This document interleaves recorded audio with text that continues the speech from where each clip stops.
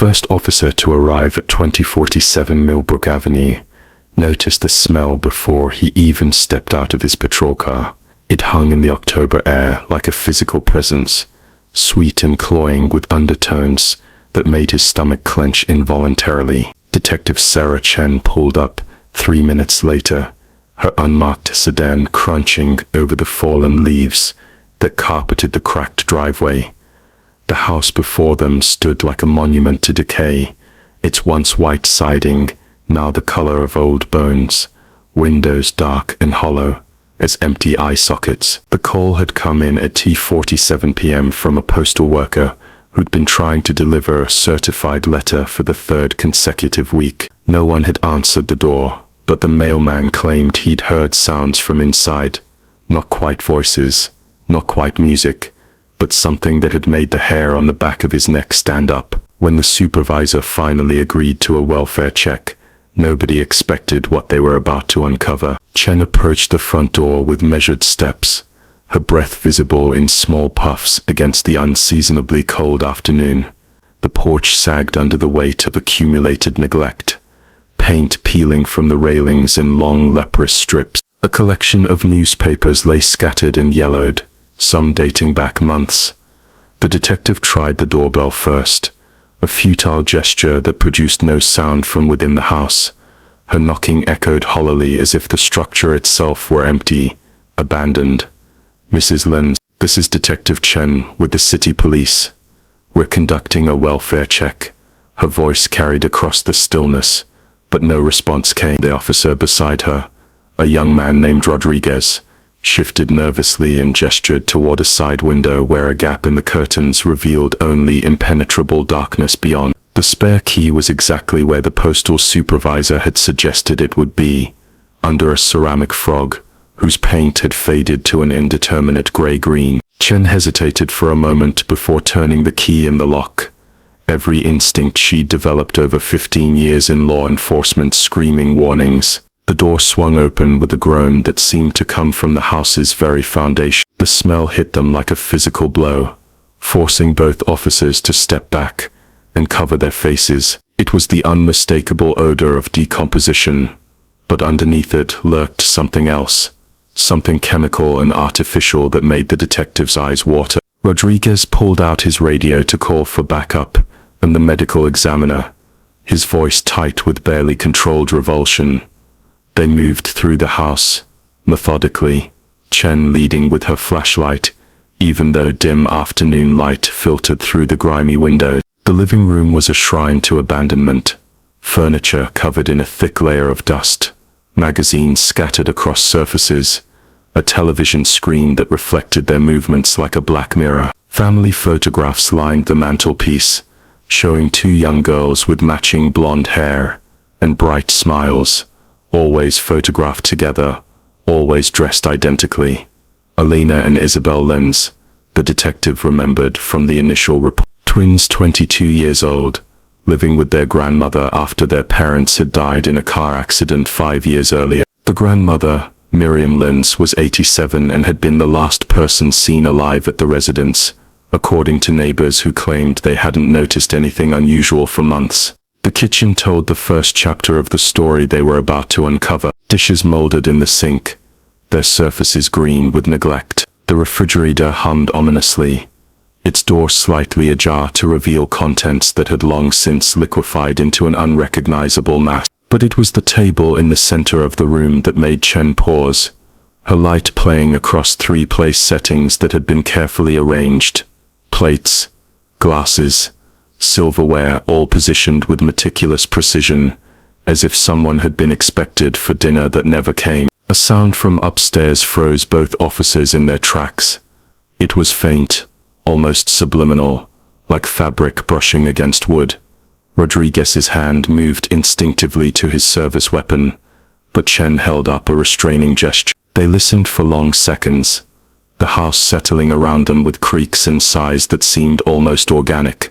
The staircase ascended into shadows so deep that their flashlights barely penetrated them. Each step groaned under their weight, the banister sticky beneath Chen's gloved hand. The second floor stretched before them in a narrow hallway lined with doors, all of them closed except for one at the far end that hung open like a mouth.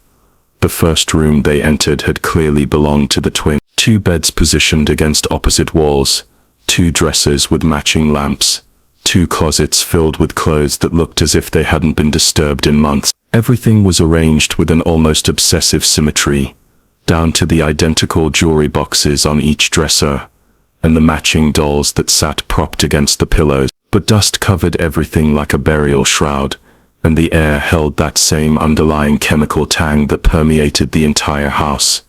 It was Rodriguez who noticed the photographs first, dozens of them covering one entire wall, all showing the same subject. Alina and Isabel at various ages, but always together, always dressed the same, always posed identically. The pictures seemed to follow a pattern, starting with normal childhood photos, and gradually becoming more stilted, more artificial, until the final images showed the young women with expressions that looked forced, their eyes holding something that might have been fear. The grandmother's room told a different story entirely. Here the decay was absolute. The bed showed the unmistakable outline of a human form, the mattress stained dark with bodily fluids. Empty medication bottles covered the nightstand, their labels too faded to read. But it was the journal lying open beside the bed that made Chen's blood run cold. The handwriting was shaky but legible, the entries dated sporadically over the past several months. The first entries were mundane, complaints about neighbors, worries about money, observations about the weather. But as Chen read further, the content became increasingly disturbing. References to keeping them safe, to making sure they never leave, to experiments with something the elderly woman simply called the medicine. "My beautiful granddaughters will never grow old," read one entry dated 3 months earlier. "They will never leave me like their parents did. The doctor was wrong about the doses. I know better. I've always known better. They trust their Nana, and Nana knows what's best for her girl." The final entry was dated just 2 weeks ago. "Alina tried to call for help today, but I disconnected the phone. Isabel is getting suspicious, asking too many questions. The medicine is working, but I need to be more careful with the amount. They're sleeping so much now, but at least they're safe. At least they're mine forever."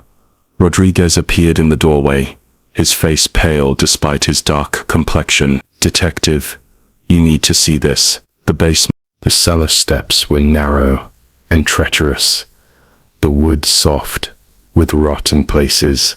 Chena's flashlight beam danced ahead of them, revealing a space that should have been used for storage, but had been transformed into something else entirely. The walls were covered with more photographs, but these showed the twins at different stages of what could only be described as deterioration, their bright smiles gradually becoming fixed and glassy, their skin taking on an unnatural pallor, their eyes growing increasingly vacant.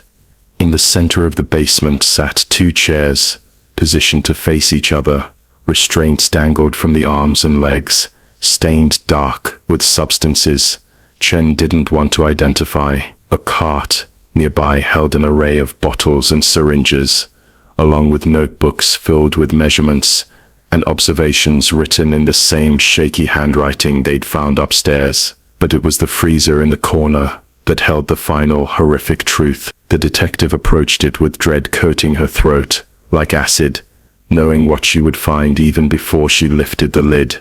Inside, arranged with the same obsessive care that characterized everything else in the house, lay Elena and Isabel Linz. They were perfectly preserved, their identical faces peaceful in death, dressed in matching white dresses that had been arranged to flow around them like burial shrouds. Their skin had the waxy, artificial appearance of professional embalming, their lips painted a soft pink that matched their nail polish.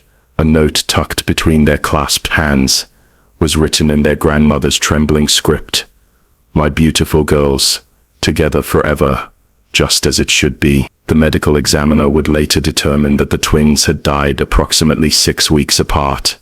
Elena first, then Isabel. The toxicology reports revealed a cocktail of drugs that had been administered over a period of months: sedatives, muscle relaxants, and eventually a fatal combination that had stopped their hearts while they slept. The grandmother had continued to care for their bodies with disturbing devotion, bringing them downstairs each evening to sit in the chairs, talking to them as if they were still alive, still her devoted granddaughters, who would never grow up, never leave, never abandon her the way everyone else had. The investigation revealed a pattern of isolation and control that had begun years earlier. Neighbors reported that the twins had gradually stopped leaving the house, their rare appearances becoming increasingly brief and strange. They'd seemed drugged or confused, speaking in monotone voices when spoken to, their movements slow and deliberate. The grandmother had explained this away as illness, claiming they were taking medication that made them tired. What disturbed the investigators most was the evidence of premeditation.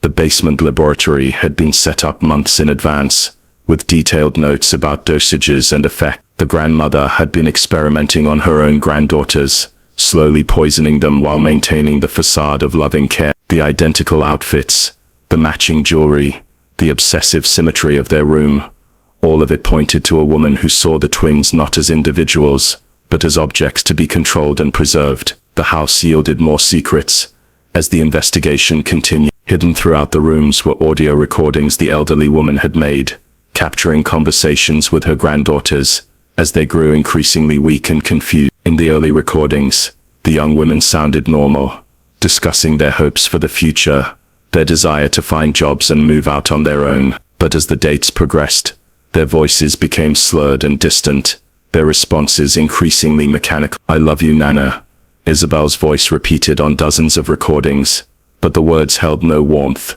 no genuine emotion, only the hollow compliance of someone whose will had been systematically broken. The most chilling discovery came in the grandmother's bedroom closet, where investigators found detailed plans for preserving the bodies indefinitely. She'd researched embalming techniques, studied mortuary science, even corresponded with suppliers of funeral home equipment. The freezer had been just a temporary solution while she prepared a more permanent arrangement in the basement, complete with a viewing area where she could visit her granddaughters whenever she wished. Miriam Linz herself was found in her bed, apparently dead of natural causes for several days. The stress of maintaining her gruesome secret had taken its toll, and her own failing health had finally caught up with her. But even in death, she'd left behind evidence of her delusions, more journal entries describing plans to be buried with the twins, to join them in their eternal rest, where no one could ever separate them again. The case sent shockwaves through the small community where the family had lived for decades. Neighbors expressed horror at their failure to recognize what was happening, though investigators found no evidence that anyone could have reasonably suspected the truth. The grandmother had been skilled at maintaining appearances, always having explanations for her granddaughter's absence, always projecting the image of a devoted caregiver dealing with sick young women. The funeral for Elena and Isabel Linz drew hundreds of mourners, people who remembered them as bright, cheerful children with their whole lives ahead of them. The tragedy of their deaths was compounded by the years of suffering they'd endured, trapped in a house that had become their prison, slowly dying at the hands of the person who claimed to love them most. Detective Chen would later describe the case as one of the most disturbing she'd encountered in her career. The methodical nature of the crimes, the careful documentation of each stage of the victim's decline, and the twisted love that had motivated it all, made for a puzzle that haunted her long after the investigation was closed. The house on Millbrook Avenue was eventually demolished, but the story of the Linz sisters, neglected, not by society, not by strangers, but by the very person entrusted with their care, became a cautionary tale about the dangers that can lurk behind closed doors and loving facades. The final police report noted that both young women had fought against their fate in small ways, until the very end. Hidden beneath Elena's mattress, investigators found a diary in which she documented her growing suspicions about her grandmother's behavior and her own failing health. The last entry, written in a hand so weak it was barely legible, read simply, "I think Nana is making us sick. Isabel won't listen. I'm so tired all the time now. Something is very wrong, but I don't know how to stop." In Isabel's room, they discovered a cell phone hidden inside a book, its battery long dead but its message history, revealing desperate attempts to contact emergency services in the weeks before her death. The calls had never gone through. The grandmother had indeed disconnected the landline and installed a cell phone jammer in the basement, ensuring that her granddaughter's cries for help would never reach the outside world. The case file was eventually sealed, too disturbing for public consumption, but the memory of those two young women, identical in life and identical in death, continues to serve as a reminder that sometimes the greatest monsters are those who claim to act out of love. The Linz sisters had been neglected, not through abandonment, but through a suffocating attention that ultimately destroyed everything it claimed to protect.